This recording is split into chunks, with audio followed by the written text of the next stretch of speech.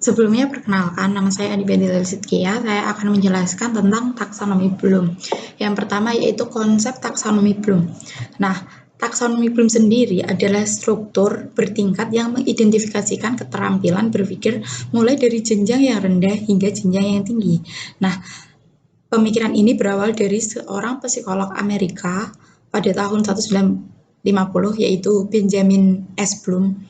Nah, beliau berpikir bahwa evaluasi hasil belajar di sekolah sebagian besar butir soal yang diajukan hanya berupa soal hafalan, sedangkan hafalan merupakan tingkat terendah dalam kemampuan berpikir. Nah, agar proses pembelajaran menghasilkan siswa berkompeten, maka disusunlah suatu taksonomi Bloom. Nah, mula-mula taksonomi Bloom ini terdiri atas dua bagian, yaitu ranah kognitif dan ranah afektif. Kemudian oleh Simpson pada tahun 1966 ditambah menjadi tiga ranah, yaitu kognitif, afektif, dan dengan tambahan psikomotor. Nah, kemudian alasan revisi taksonomi Bloom ini adalah karena untuk agar sesuai dengan perkembangan zaman. Nah, perubahan pada taksonomi Bloom revisi ini tidak pada semua ranah, tetapi hanya pada ranah kognitif. Menjadi dua, yaitu dimensi proses kognitif dan dimensi pengetahuan kognitif.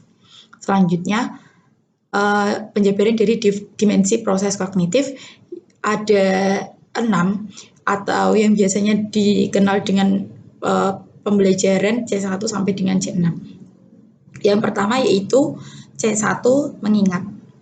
Nah, mengingat adalah mendapatkan kembali atau mengambil pengetahuan relevan yang tersimpan dalam memori jangka panjang. Mengingat sendiri ada dua proses, yaitu mengenali atau mengidentifikasi. Kemudian proses yang kedua yaitu mengingat kembali. Yang C2 yaitu memahami. Memahami adalah mendeskripsikan susunan dalam artian pesan pembelajaran, mencakup moral, tulisan, dan komunikasi grafis. Nah, memahami didefinisikan mengkonstruksi makna dari materi pembelajaran baik secara lisan, tulisan, maupun grafis yang disampaikan melalui layar komputer atau pengajaran. Kemudian yang ketiga yaitu mengaplikasi, yaitu menggunakan prosedur dalam situasi yang dihadapi. Dalam kategori ini terdapat dua proses kognitif, yaitu mengeksekusi dan juga mengimplementasi. Kemudian yang keempat yaitu menganalisis, kemampuan untuk memecah suatu kesulitan menjadi bagian-bagian dan menentukan bagaimana bagian tersebut dihubungkan antara satu dengan yang lain. Kemudian yang kelima menilai atau mengevaluasi, yaitu membuat keputusan berdasarkan kriteria dan standar yang telah dibuat. Kemudian yang keenam mencipta, atau bisa juga disebut mengkreasikan, merupakan menempatkan bagian-bagian secara bersama-sama ke dalam suatu ide. Semuanya saling berhubungan untuk membuat hasil yang baik. Kemudian dimensi pengetahuan ada 4, pengetahuan faktual, pengetahuan konseptual, pengetahuan prosedural, dan pengetahuan metakognitif.